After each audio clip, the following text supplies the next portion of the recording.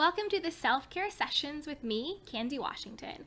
And for those of you who may not be familiar with me, or if this is your first time joining us, I was a keynote speaker at WellnessCon on social media and self-care.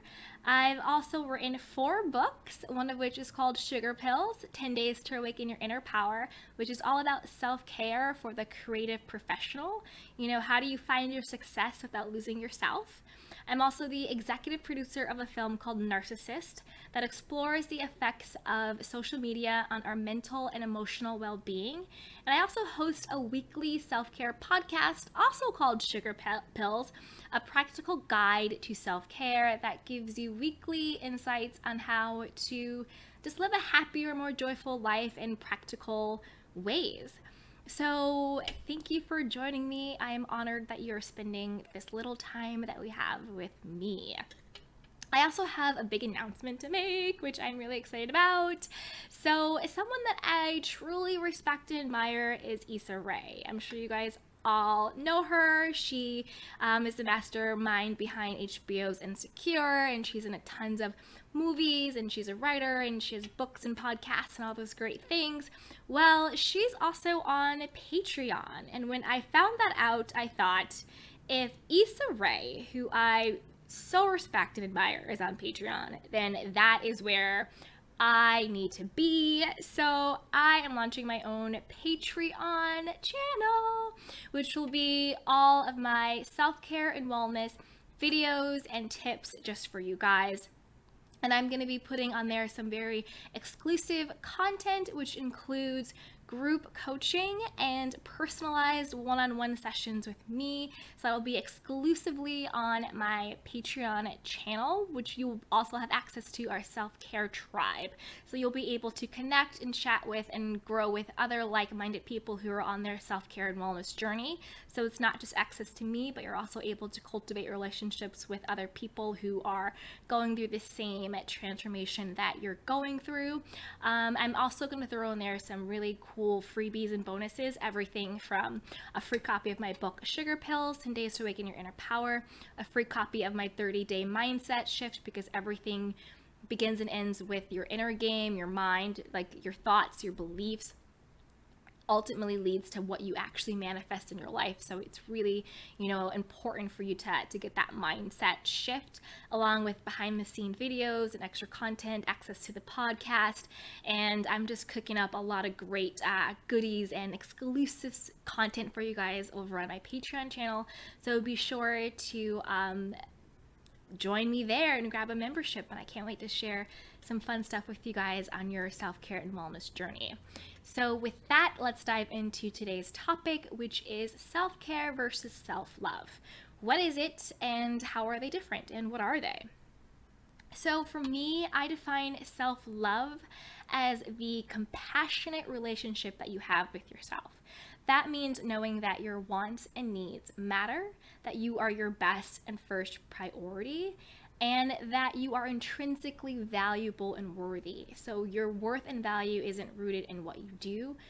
That means you don't have to do anything, you don't have to perform, you don't have to provide, you don't have to produce, you don't have to be doing anything in order to be valuable and worthy. You are valuable and worthy just because you are. So you are enough as is. You don't have to fix, you don't have to perfect, you don't have to give, do, or provide, or perform. So self-love is really having that loving, accepting, and compassionate relationship to yourself. I think of it as just being your own best friend, showing yourself love, acceptance, and compassion and grace that we show to people that we love in our lives, but giving that back to ourselves. Versus self-care, which is the actual tools and practices and belief systems and habits that we use to implement our feeling of self-love into our actual lives. So that might look like this: saying no, you don't want to do something simply because you don't want to do it without guilt. So you don't have to explain yourself. You don't have to apologize for yourself. You can say no just because you want to say no and have that be enough without feeling guilty, without feeling bad, without giving yourself a guilt trip or feeling like you're letting anybody down, because you're not. Showing up for yourself doesn't mean that you're letting other people down. And remember that when we talk about self-love and self-care, we don't mean, the negative connotation of like being selfish or egotistical or self-centered. It's none of that stuff. It's not putting yourself first at the detriment of others. That's not what we're talking about. We're talking about honoring the unique and precious space that you take up in this world, and knowing that you are your first and best priority, and also knowing that your needs and wants matters, not to the detriment of other people's needs and wants, but that yours matter as well, and they're equally important. So we're not talking about, hurting other people because you want to, or putting yourself in front of other people because you want to. That's not what we're talking about. We're talking about just honoring your own unique space that you take up, honoring your wants and needs, being your own best friend, and making yourself your first and best priority in healthy ways. And so what self-care and self-love may look like is, resting when you're tired, taking a break, being able to say, I've reached my limit, I need to take a break, I need to take a step back. It also looks like setting healthy boundaries with people. It's like, when you do X, Y, and Z, it makes me feel like this, so I would appreciate if we didn't do that. And if you can't respect and honor that, then maybe we can't be friends. Then maybe we have to break up. Then maybe I'm going to find a new job. So it's being able to, in a healthy way, set boundaries and standards with yourself and with others in all aspects of your life, whether it's your romantic relationships, your friendships, your family members, or at work. And again, the most important relationship, the one that you have with yourself. Self-love and self-care also looks like, this is my body, this is my temple. I'm going to get my rest, I'm going to drink my water, I'm going to move my body and exercise, I'm going to meditate, I'm going to journal, I'm going to take time for myself. It's okay to take intentional alone time, unplug from the family, unplug from your significant other, unplug from your friends. It is okay to unplug and to be on your own and to take care of yourself and to completely fill yourself up. I'm not saying that you have to be a recluse, and I'm not saying that you have to shut off relationships, but it's okay to take intentional time alone just to refill yourself.